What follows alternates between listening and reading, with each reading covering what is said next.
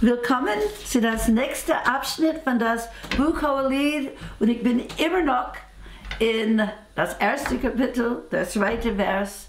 Er küsse mich mit Küssen seines Mundes.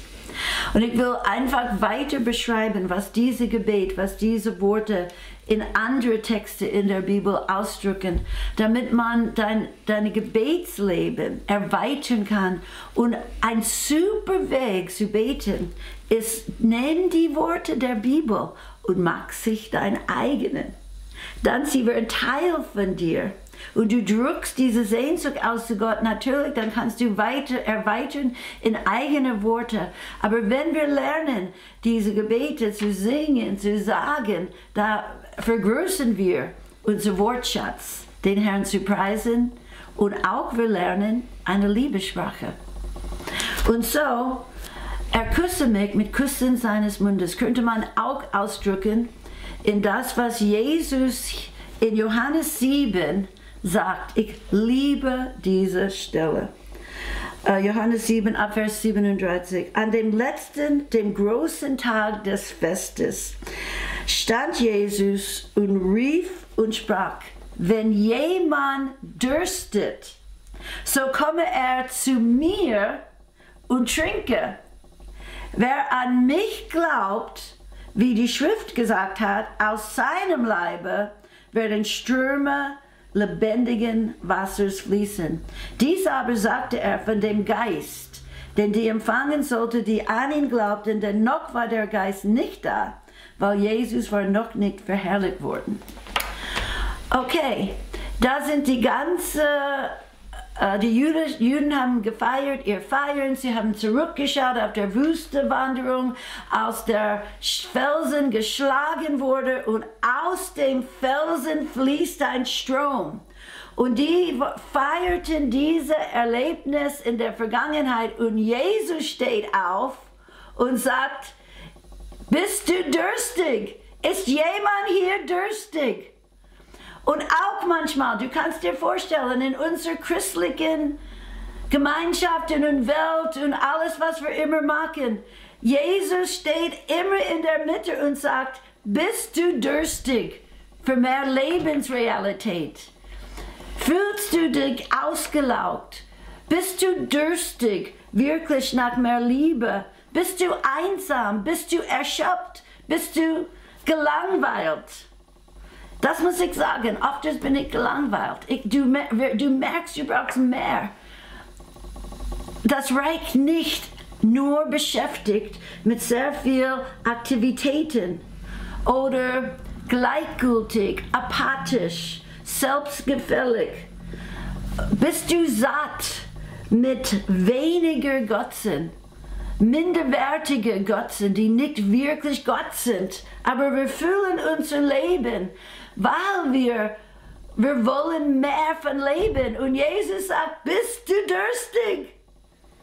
Bist du durstig für das echte, reale Leben? Dann komme zu mir. Ja, die Tür bei Gott ist immer offen. So, komme zu mir. Wir kommen in Richtung zu Jesus. Wir richten unser Herz, unsere Seele auf. Woher kommt meine Hilfe? Woher kommt wirklich das echte Leben? Ja, das kommt von Gott. Gott ist das abenteuerlichste, schönste, immer größere, immer keine Ende Person, die man jemals ergreifen kann. So, bist du durstig, komme zu mir. Und Jesus hat gesagt, er war noch nicht verherrlicht. So, wenn er verherrlicht war nach seinem Tod und seiner Auferstehung, sein Thronstieg, ist er in die Herrlichkeit hineingekommen. Und so, wo kommen wir? Wir kommen zu ihm.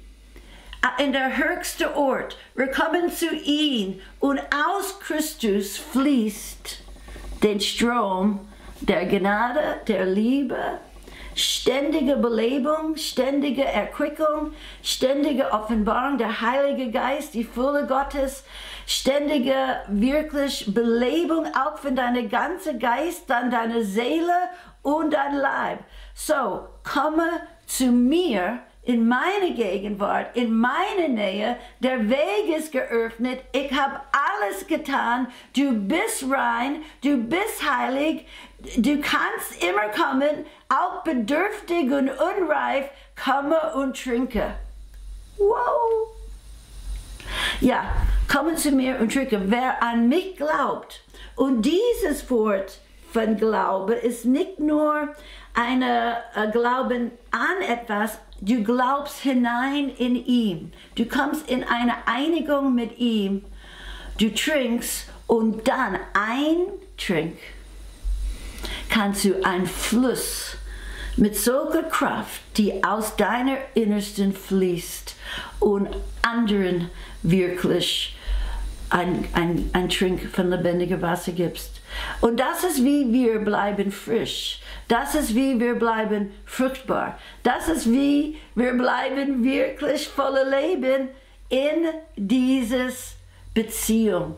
Trinken und das wird zu einer Lebensquelle. Eine Brunnen in dir, die aufsprudelt und es sprudelt auf, du kommst und trinkst, da ist genug Wasser im Königreich Gottes, in Christus. Die Fülle des Lebens ist in ihm. So, wir können pflegen diese Beziehung. Ich möchte auch ein Psalm lesen, die genau dies ausdrückt. Küsse mich mit Küssen seines Mundes. Ich verlange nach dir. Und David, wir kennen, war ein Mann nach dem Herzen Gottes. David, ich liebe David. Ich stelle ihn nur vor als junger Mann, allein, vielleicht langweilig, mit den Schafen, nicht viele Menschen um ihn. Könnte ein langweiliger Job sein, aber er hat immer seine Harfe dabei und er hat seine Schleuder geübt. Seine Kunst zu kämpfen. Er ist für mich der wirkliche Vorbild von einer kämpferischen Braut oder einer, der eine Anbeter und eine Kämpfer ist. Er liebte ohne Ende Gott und ich möchte einen Psalm lesen von David und ich möchte sagen, mach das zu dein. Lerne die Psalmen zu beten, zu singen, einen Satz zu nehmen und das in dein Herz zu bewegen und dann auch zurück, auch selber in diese Verlangen hineinzukommen. Und David schrieb diese Psalm 63, als er in der Wüste war, gejagt, geflohen, Feinde alles um ihn. Und was sagt er? Gott, mein Gott bist du. So, er macht das persönlich. Er ist nicht nur der Gott des Universums. Gott, mein Gott bist du. Du bist meine Burg. Du bist mein Festung. Du bist mein Hirte. Du bist mein Fels. Du bist mein Retter. Du bist mein Liebhaber. Gott, mein Gott bist du. Nach dir suche ich. Er suchte nach der Person, nach Gott selbst. Das ist die Brautseele. Wir können das wirklich denken. Wenn du heiratest, der reichste Mann in der Welt, der schönste, der stärkste, der König, eigentlich man heiratet sollte wenigstens aus einem Grund, du liebst den Person. Aber wenn du den Person hast, du hast alles, was er hat. So dies ist wirklich eine wunderschöne Geheimnis. Gott, mein Gott bist du, nach dir suche ich. Es dürstet nach dir, meine Seele. Nach dir schmachtet mein Fleisch. Sogar unser Leib braucht diese Belebung von Himmel in einem dürren und erschöpften Land ohne Wasser. Er hat gesagt, da ist nichts um mich herum. Nichts kann mich sättigen. Es ist erschöpfend. Ich finde der Welt und ich finde sehr viel ins Leben ist mehr erschöpfend, ausgetrocknet, ein Land ohne Wasser. Und das ist gut, wenn wir so denken, weil dann wissen wir, unser Leben, unsere Heimat, unsere Fülle, unsere Quellen sind höher. Dann trinken wir vom Himmel und setzen Himmel auf der Erde. Das ist der Plan. Okay, so David drückt das aus. Ich dürste nach dir, es schmacktet nach dir. Ich bin das nichts, was mir sättigen kann. Und dann sagt er, so schaue ich im Heiligtum nach dir. Wenn wir hineinkommen in Gottesdienste, wenn wir hineinkommen, wo wir versammeln uns mit Gottes Volk, komm bereit. Nicht nur zu schauen, wie alles ist, der Prediger, wer ist da, wer ist nicht da, was geschieht. Komm bereit, dir selbst in der Gegenwart Gottes, ihm zu schauen, zu begegnen, um seine Macht und seine Herrlichkeit zu sehen. Hab deine Erwartung auf dem Herrn, dass du den Herrn begegnest. Dann David geht's weiter. Denn deine Gnade ist besser als Leben. Oder deine Hesed, das ist das hebräische Wort. Hesed. Das bedeutet deine nie verendende, immer bleibende Gnadenliebesbund mit uns. Diese ewige Liebe, die uns nie loslässt, die immer da ist. Oh, preis dem Herrn. Denn deine Gnade ist besser als Leben. Und Hohelied sagt, deine Liebe ist besser als Wein. Und Paulus sagt in Philipper 3, dass Jesus Christus zu erkennen ist vorübertrefflicher als alles andere, was man als Errungenschaften erreichen kann in dieser Welt. So, es ist immer eine besser. Er ist immer besser. Denn deine Gnade ist besser als Leben. Meine Lippen werden dich rühmen. So werde ich dich preisen während meines Lebens. Und hier ist die Antwort, was geschieht. Wie von Mark und Fett wird meine Seele gesättigt werden. Wie von Mark und Fett wird meine Seele gesättigt werden.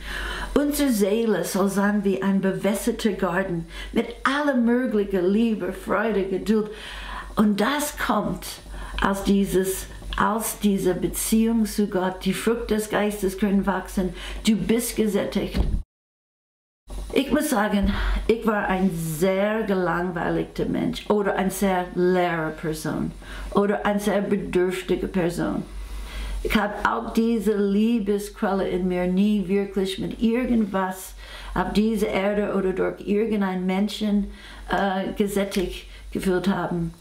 Aber als Jesus mich rief und ich streckte mich aus nach ihm, mehr und mehr diese Liebe zu verstehen, da ist in mein eigenen Herz eine Zufriedenheit, eine überfließende Strom aufgebrochen, eine Freude.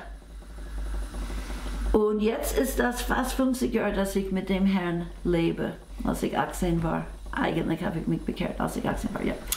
Und so, unsere Lippen werden überströmen. Und dieser Psalm geht weiter, ich will es zum Schluss lesen. Aber David hat seine ganze Nation, er hat die Bundeslade genommen, er hat Israel geeinigt, das ganze Land. Seine Lebensaufgabe und Traum war dieser Gott, diese Bundeslade, der Ort, wo seine Herrlichkeit wohnt, dieser Heiligtum inmitten des Volkes Gottes zu bringen. Und er hat es geschafft. Er hat ein Zelt aufgeschlagen, das erste aus ganz Israel vereinigt war. Das musste nach 21 Jahren seines Lebens hat er das wirklich erreicht. Das erste, was er tat, als er König über ganz Israel war, er hat dieses Zelt aufgeschlagen und das ganze Volk diesen Gott in der Mitte gestellt. Und das wurde die Regierungsort, das wurde die Herrlichkeitsort. Er hat dann die Leviten und die Sänger, das kam alles aus Davids Herz.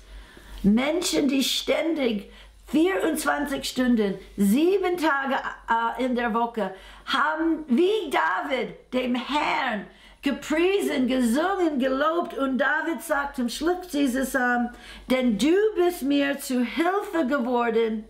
Du kannst zurückschauen, überlegen, wie oft Gott dir geholfen hat und im Schatten deiner Flügel kann ich jubeln. Wow! Jubeln über diese Herrlichkeit, Schatten seiner Flügel. Meine Seele hängt an dir. Das ist das Wort für eine Braut-Bräutigam-Beziehung. Ein Mann wird seinen Vater verlassen und hängen an seine Frau. Und David sagt, meine Seele hängt, ist vereint, es hält dich fest, ich lass dich nicht los. Du bist mein Alles. Deine Rechte hält mich aufrecht. Obwohl wir halten fest an ihm, es ist Gott, der immer unter uns ist, diese Festigkeit gibt und es kommt alles von seiner Liebe zu uns. Mag diese wunderschöne, ich nenne sie Sehnsuchtsamen, zu deinen Gebeten. Und du wirst merken, wie dein ganzes Herz ausspringt in die herrliche Gegenwart Gottes.